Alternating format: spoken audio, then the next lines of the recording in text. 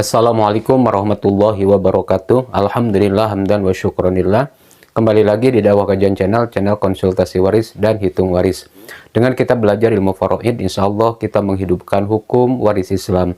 Sahabat dan teman-teman Dakwah Kajian channel yang dirahmati Allah, pada kesempatan kali ini kita akan melanjutkan kembali pembahasan pembelajaran faraid atau ilmu mawaris. Dan untuk di video kali ini kita masih membahas tentang masalah ahli waris yang termahjub dan juga siapa-siapa saja yang memahjubkan ahli waris tersebut. Untuk itu langsung saja ke penjelasannya. Sahabat dan teman-teman Dakwah Kajian channel yang dirahmati Allah, untuk selanjutnya ahli waris yang bisa termahjub dan juga bisa dimahjubkan oleh ahli waris yang lain ada ibnul akhi li'ab atau anak laki-laki saudara seayah.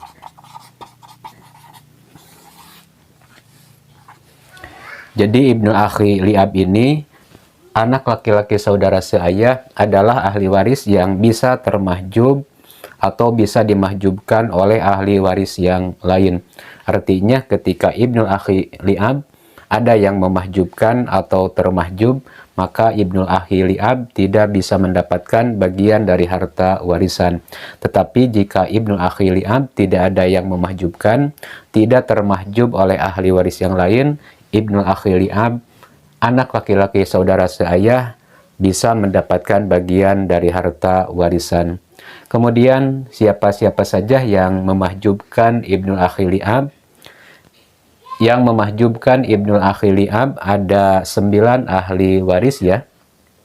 Sekali lagi, yang bisa memahjubkan ibnu akhi li'ab ada 9 ahli waris. Di antaranya yang pertama ada ibnun, anak laki-laki. Kemudian yang kedua ada ibnul ibni, cucu laki-laki dari anak laki-laki. Kemudian yang ketiga ada abun, ayah. Kemudian yang keempat ada jadun atau kakek.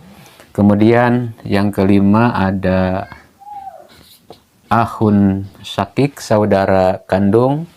Kemudian yang keenam ada ahun li'ab, saudara seayah. Kemudian yang ketujuh ada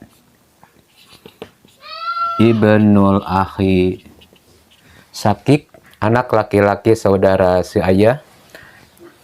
Kemudian yang ke-8 ada uhtun syakikoh ketika mendapatkan bagian asobah ma'al goiri. Kemudian yang ke-9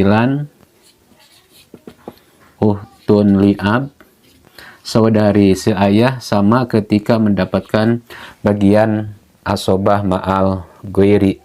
Jadi inilah ke-9 ahli waris yang memahjubkan ibnul akhi li'ab.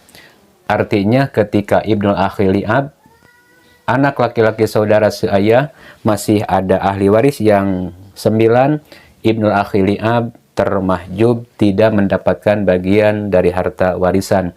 Tetapi jika ibnul akhi li'ab, anak laki-laki saudara seayah, tidak ada ahli waris yang 9 ini, maka ibnul akhi li'ab bisa mendapatkan bagian dari harta warisan. Kemudian kita masuk ke contoh ya. Di sini misalkan ahli warisnya ada kemudian ada 2 bintun, 2 anak perempuan, kemudian ada uhtun syakiko, saudari kandung, kemudian ada ibnul akhi li'ab, anak laki-laki saudara seayah.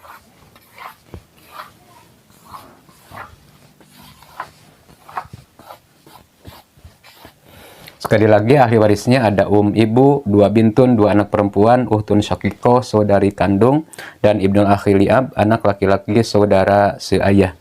Untuk selanjutnya kita tentukan bagian pastinya ya. Untuk karena di sini bersama dengan puru ada keturunan, ada bintun, mendapatkan bagian 1/6. Kemudian untuk 2 bintun, karena di sini bintun 2 orang, bintun mendapatkan bagian 2/3. Kemudian untuk uhtun syakiko, di sini karena uhtun syakiko bersama dengan puru, di sini ada keturunan, ada bintun, maka uhtun syakiko di sini menjadi asobah ma'al ghairi. Kemudian untuk ibnul akhi li'ab, anak laki-laki saudara seayah, di sini termahjub oleh uhtun syakiko, saudari kandung yang mendapatkan bagian asobah ma'al ghairi. Di sini sekali lagi ibnul akhi li'ab tidak mendapatkan karena termahjub oleh uhtun syakiko.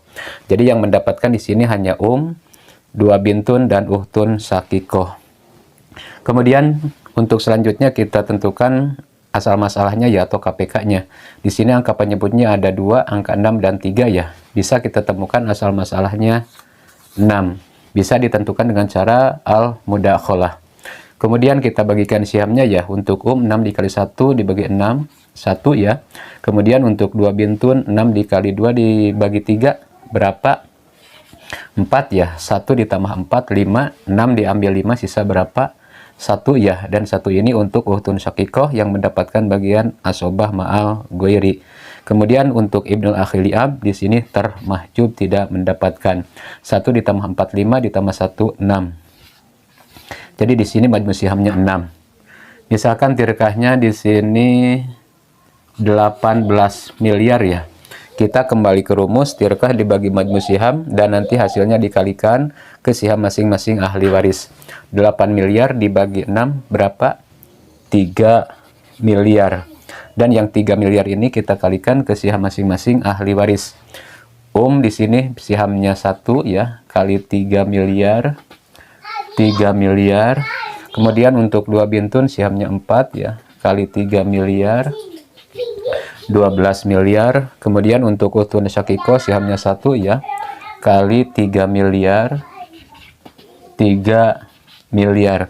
Kemudian untuk ibnul akhi li'ab di sini tidak mendapatkan, kita jumlahkan ya. 3 miliar ditambah 12 miliar, 15 miliar ditambah 3 miliar, 18 miliar.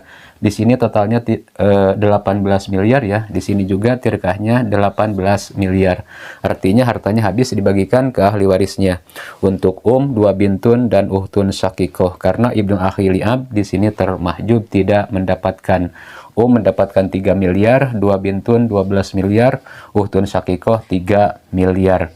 Dan di sini untuk 2 bintun karena ada 2 ahli waris ya, ada 2 anak perempuan.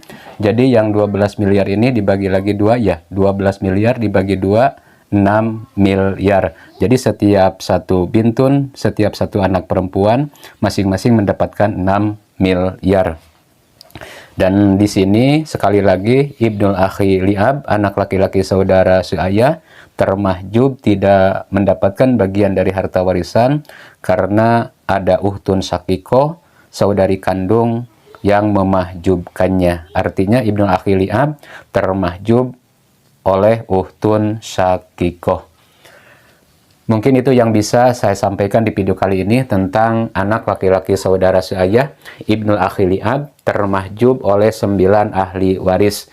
Dimahjubkan oleh ibnun, ibnul ibni, abun, jadun, akhun syakik, akhun li'ab, ibnu akhi syakik, uhtun syakikoh ketika mendapatkan bagian asobah ma'al ghairi dan uhtun li'ab sama ketika mendapatkan bagian asobah ma'al ghairi.